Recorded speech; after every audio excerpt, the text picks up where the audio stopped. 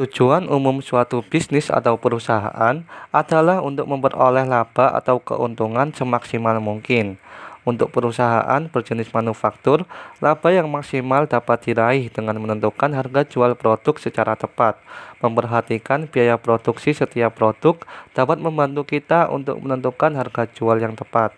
Sebuah produk harus memiliki biaya produksi serendah mungkin, yang dapat dicapai dengan membuat biaya produksi lebih efisien. Selanjutnya, dalam meningkatkan efisiensi produksi, perusahaan dapat menggunakan sistem persediaan just in time.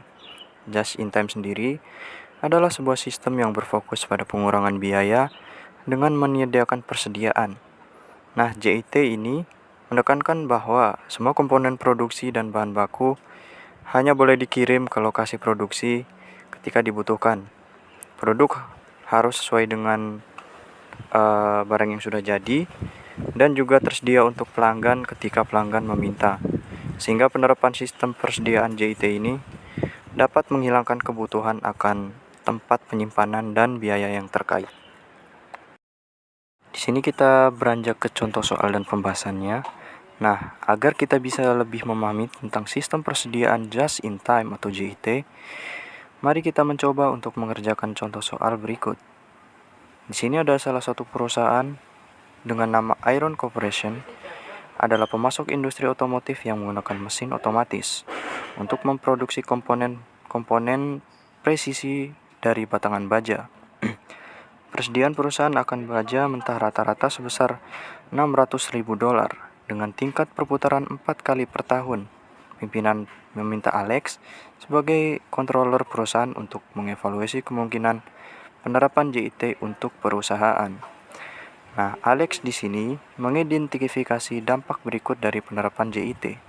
Yang pertama, tanpa menjadwalkan lembur, kehilangan penjualan akibat tersedianya persediaan akan meningkat sebesar 30 unit per tahun dan dengan membayar upah lembur sebesar $30.000 per tahun, peningkatan dalam penjualan yang hilang akan berkurang menjadi 15.000 unit.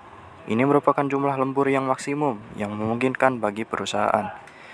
Yang kedua, 2 gudang yang sekarang digunakan untuk penyimpanan batangan baja tidak lagi diperlukan karena salah satu dari gudang tersebut disewa oleh perusahaan dengan biaya per tahun sebesar $70.000.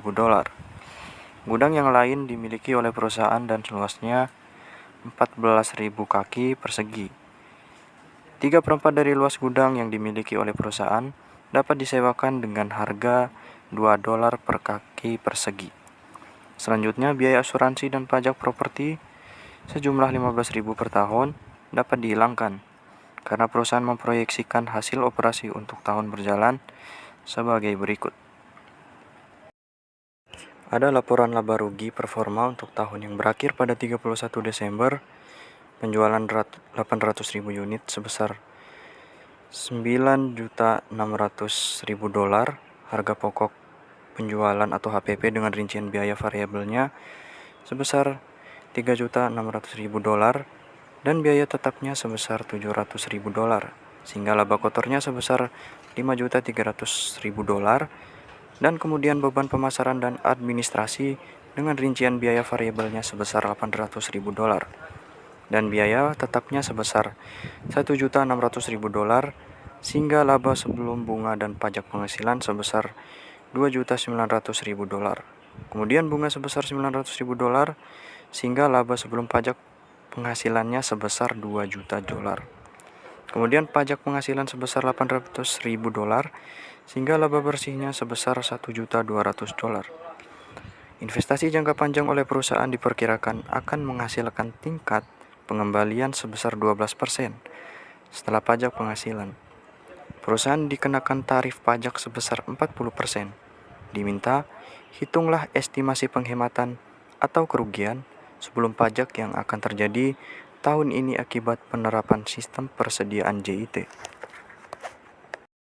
Oke, langkah pertama untuk menjawab soal tersebut adalah menghitung margin kontribusi dari penjualan yang hilang, yaitu sebesar 15.000 unit. Pendapatan per unit sama dengan $9.600.000 dibagi 800.000 unit, hasilnya $12.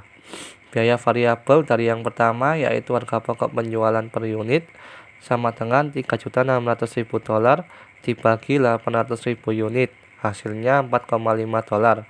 Kemudian biaya pemasaran dan administrasi per unit sama dengan $800.000 dibagi 800.000 unit, hasilnya $1, sehingga total biaya variabelnya sebesar $5,5. Kemudian kita kurangkan total pendapatan dengan total biaya variabel, yaitu $12 dikurangi $5,5, hasilnya $6,5, sehingga margin kontribusi per unitnya sebesar $6,5. Kemudian tinggal kita kalikan saja margin kontribusi per unitnya dengan volume penjualan yang hilang, yaitu sebesar 15.000 unit, sehingga didapatkan total margin kontribusi dari penjualan yang hilang sebesar $97.500. Nah, setelah margin kontribusi dari penjualan yang hilang sudah diketahui, langkah selanjutnya adalah menghitung estimasi penghematan atau kerugian dengan menjumlahkan margin kontribusi dari penjualan yang hilang dengan biaya-biaya dan pendapatan yang didapatkan dari penerapan CIT. Yang pertama ada biaya lembur sebesar $30.000, kemudian penghematan dari sewa gedung sebesar $70.000, kemudian pendapatan sewa dari gudang milik sendiri sama dengan $14.000 dikali 0,75 dikali $2, hasilnya $21.000. Kemudian penghapusan biaya asuransi dan pajak properti sebesar $15.000.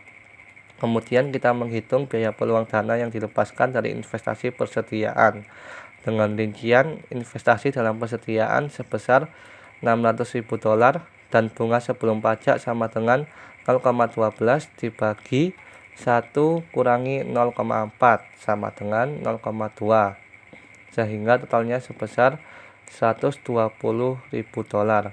Kemudian tinggal kita hitung semuanya, jadi $120.000 ditambah $15.000 ditambah $21.000 ditambah $70.000 dikurangi $30.000 dikurangi $97.500 sama dengan $98.500.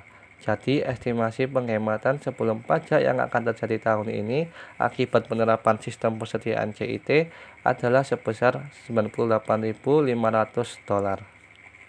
Oke, mungkin itu saja pembahasan materi pada video kali ini.